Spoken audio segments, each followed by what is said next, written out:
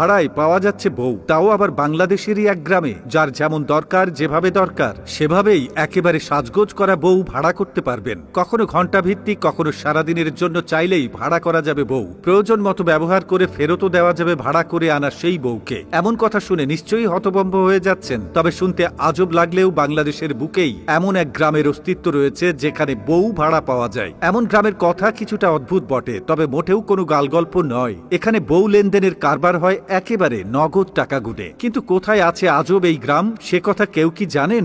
বাংলাদেশের গাজীপুর জেলা শহর থেকে 7 কিলোমিটার দূরে অবস্থিত এই গ্রামের নাম ভাদন। এই গ্রামে গিয়ে যে কেউ বউ ভাড়া করতে পারবেন। ফর্সা, কালো, রোগা, স্বাস্থ্যবতী, লম্বা, খাটো, যার যেমন দরকার সব রকম বউ সরবরাহ করতে প্রস্তুত থাকে এই ভাদন গ্রাম। তবে শুধু বউই নয়, শিশু চান পাবেন, জামাই চান সেটাও পাবেন। প্রয়োজন মতো ঘন্টা ভিত্তিক কিংবা সারাদিনের জন্য বউ, শিশু, বাচ্চা, নাপিত, কামার, গরু, ছাগল, হাঁস, মুরগি, ঝাড়ু, দা সহ সবকিছুই ভাড়ায় পাওয়া যায় এখানে। গাজীপুর সিটি কর্পোরেশনের পুর নিগমের অন্তর্ভুক্ত ভাদন গ্রাম ও এর আশেপাশের কয়েকটি গ্রামেও ভাড়ায় যা খুশি পাওয়া যায়। মজার বিষয় হচ্ছে ভাদন গ্রাম আসলে একটি শুটিং স্পট। সিনেমা থেকে শুরু করে টেলিড্রামা, নাটক, টিভি সিরিয়াল এসবের জন্য যাবতীয় উপকরণ যা যা দরকার সবই পাবেন এই ভাদন গ্রামে। প্রতিদিনই কোনো না কোনো শুটিং থাকে ভাদন গ্রামে। শুটিং এর জন্য ভাদন গ্রামে রয়েছে হরেক দৃশ্য, যেমন মেঘলা আকাশ, চমকদার বাড়ি, ভিলা, বাগান, পুকুর সহ অজস্র শুটিং স্পট। তাই প্রয়োজন হলেই পরিচালকরা বেশি না ঘুরে সরাসরি এই গ্রামে চলে আসেন। কারণ ভাদন গ্রামে এলেই নিজেদের শুটিং এর প্রয়োজনে যা দরকার